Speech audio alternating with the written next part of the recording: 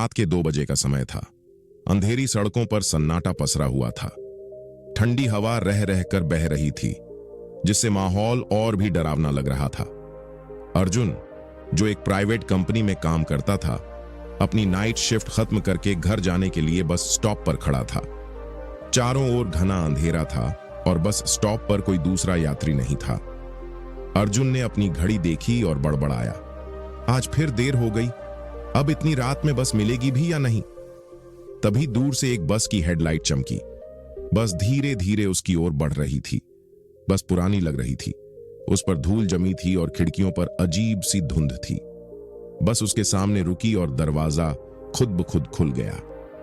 अर्जुन ने अंदर झांका। बस में बहुत कम यात्री थे और वे चुपचाप बैठे हुए थे, जैसे कोई आवाज तक निकालने की हिम्मत न कर रहे हों।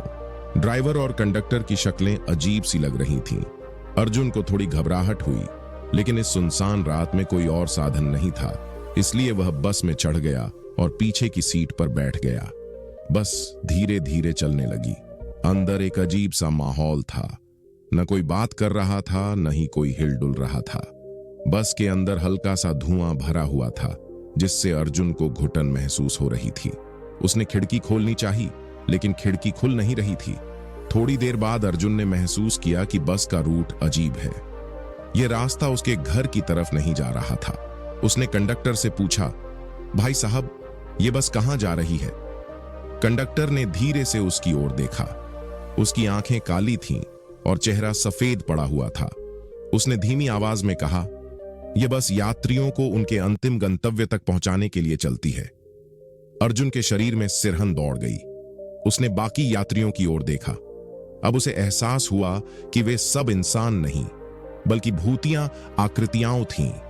कुछ के चेहरे झुलसे हुए थे, कुछ के गले कटे हुए थे।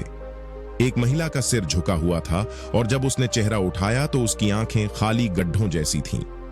अर्जुन को अब यह यकीन हो गया कि वह एक आम बस में नहीं, बल्कि भूतिया बस में बैठा था। उसका दिल जोर जोर से धड़कने लगा। उसने चिल्लाकर ड्राइवर से बस रोकने को कहा।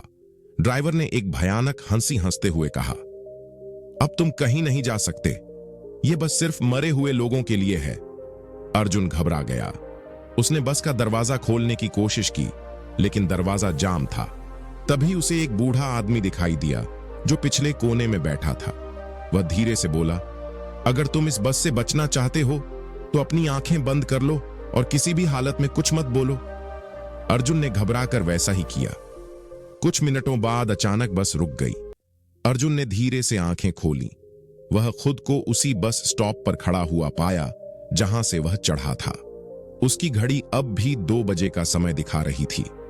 उस रात के बाद अर्जुन ने कभी देर रात बस लेने की हिम्मत नहीं की। अगर आप कभी सुनसान सड़क पर देर रात किसी अजीब सी बस को आते देखें तो उसमें चढ़ने से पहले 2 बार जरूर सोचें।